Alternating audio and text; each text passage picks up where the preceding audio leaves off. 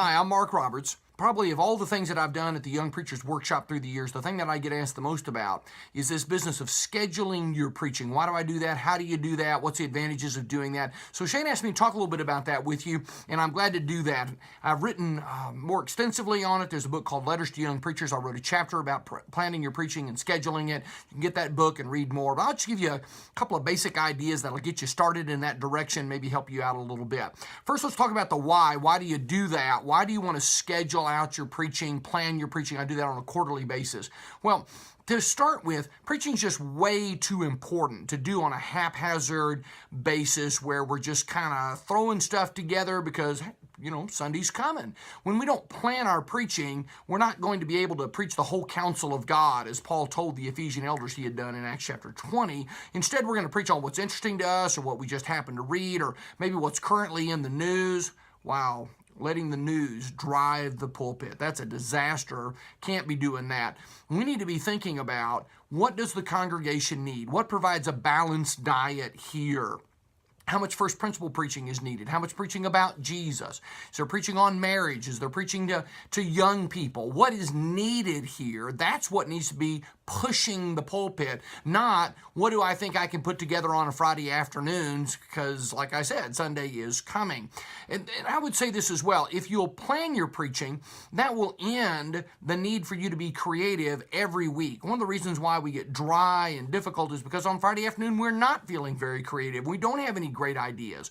What you want to do in your preaching work is when you see a great idea, you have a great idea, you're reading in the text, you see a sermon there, some good ideas that'll feed a sermon, you're jotting those down. Maybe you read a blog post or see something in a magazine article, you're pulling that out, you're dropping that into your great ideas folder. All right, then we're going to make use of that folder and in one giant planning session where we can pray and the creative juices are flowing, we'll be able to pull that together a lot better than we can late in the week when we're starting to feel sort of desperate. The other thing that I would say is if you'll plan your preaching, that will enable you to do series preaching. You'll also be able to do more difficult preaching. Nobody on Friday afternoon says, I think I'll just start preaching through the book of Romans on Sunday. That's not going to happen. But that needs to happen. We need to preach more difficult lessons that take more time to prepare and develop.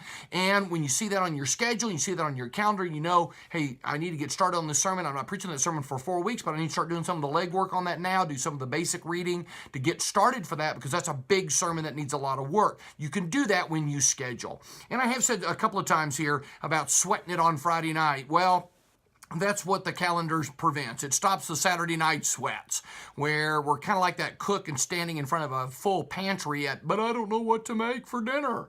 The Bible is the greatest sermon source ever, but it's an enormous book. And if we don't plan and prepare, we can end up standing in front of the Bible saying, I don't know what to preach on. We don't want to be doing that. That kind of stress, nobody needs that. And of course, that leads to very poor preaching. You think our folks can't tell when we've had to reheat leftovers for them or we threw something together very hurriedly late Saturday night. So let's get a calendar together, and that's going to begin by deciding what we want to preach topically and textually throughout a month. I don't have every slot for Sunday in the month tabbed specifically. I've got some open slots that I can fit things in, but I do have like first principles, preaching on Jesus, preaching through a book of the Bible. I have a couple of Sundays that are tabbed and that are going to happen each month. First Sunday of the month, the first Sunday morning of the month, I'm going to preach on first principles, that kind of thing. So I'm going to write that down, making some decisions, maybe talk with the elders, get some ideas about what they think a balanced diet's going to look like here. Let's see how much of what kind of preaching we need to do. Then let's talk about how to do it. It's just not hard. You get a sheet of paper and you write down all the Sundays in a quarter. So 3 months worth of Sundays, Sunday morning, Sunday night, Sunday morning, Sunday night. You got all these sermons. So it's going to be 4 Sundays, 3 months. You got all that worked out across there, and you write in there, the second Sunday of the month, I want to preach something associated with Jesus. Third Sunday night of the month, I'm preaching through a book of the Bible, so I'm writing that down. Then I just get that hot ideas folder, I dump all that out, and I start sorting through that. I need a Jesus sermon. Did I have any great ideas on a Jesus sermon? Oh, look at this. Here's an article and then my good friend Warren Berkeley wrote about the Lord. Oh, I can make that into a sermon. So I put that aside, write down on the, maybe in the second month, the second Sunday, I'm going to preach that sermon there. You just start sorting through stuff and start seeing what you need, writing stuff down. Maybe you don't find something in the hot ideas folder, but you're still going to preach on Jesus. You write that down. You think about that. What will I preach about Jesus? May I preach a parable?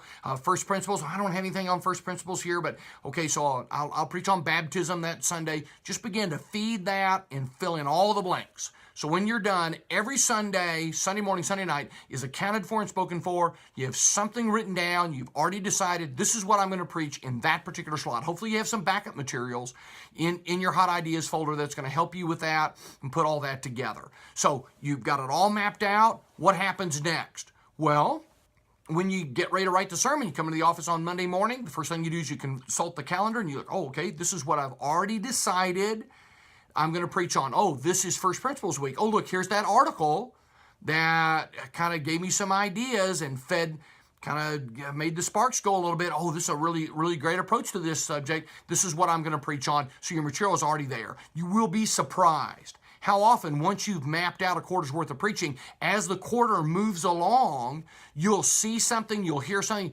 Oh, I'm going to preach on prayer.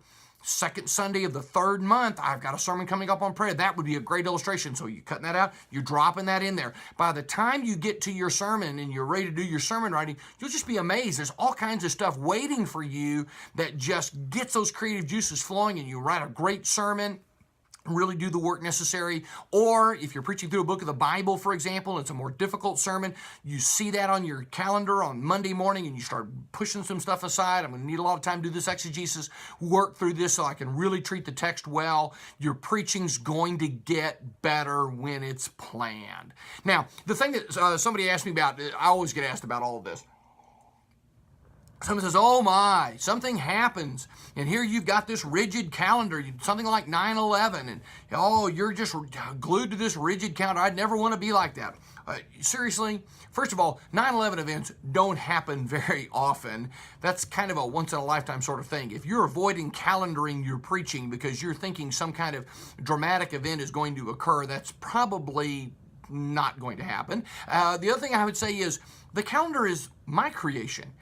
It wasn't handed down on high from the Lord, and I must, thus saith the Lord, thou shalt preach on these things. If something happens where I need to junk what I plan to preach on and preach on something else, I'll just do that. We had a discipline situation here a couple of years ago.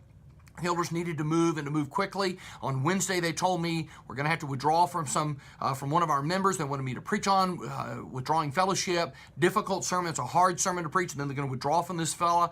Just a very difficult situation. I did not tell my elders, well, I'll put that sermon on the calendar for next quarter. Well, of course not.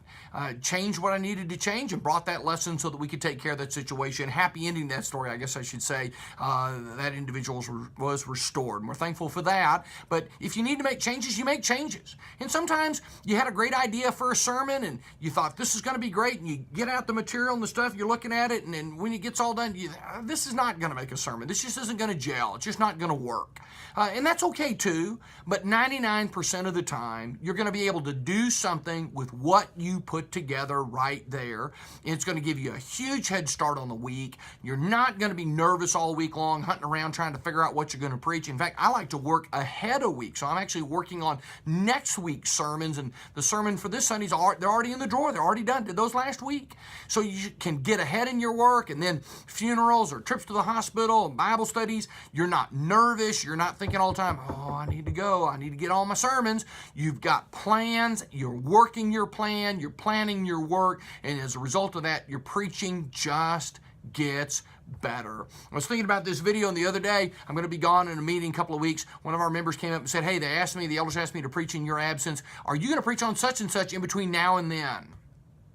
I was able to tell him, no, as a matter of fact, I'm not. You go right ahead and deal with that. That was wonderful to be able to tell him that I have a plan. I know what I'm preaching. You go ahead with that. And I think folks appreciate the planning that goes into the pulpit here at Westside. They know I'm intentional about that. I'm careful about that. The preaching of God's Word is just too important to just do it willy-nilly in a slipshod fashion, preach on whatever happens to come to mind or be in the news this week. We can do better than that. And we can do better than that when we calendar, when we schedule our preaching. Hope that that'll give you a head start on doing some of that. Maybe post some comments and let's talk about how to do that in a better way. You can take my system and refine it. I'm sure you can make it better. Make it your own, but let's plan our preaching so we can be effective servants in the cause of the gospel and in the call for the kingdom of Jesus the Christ. Thanks for listening. Hope this helps you.